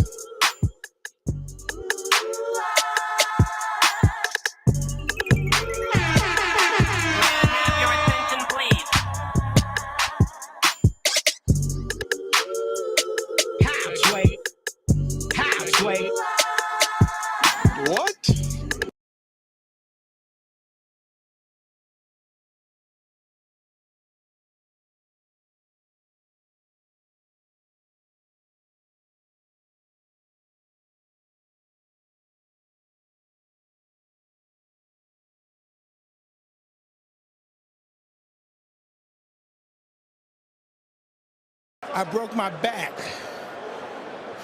What do you mean by that? My back is broken. What, a vertebrae or what portion? Spine.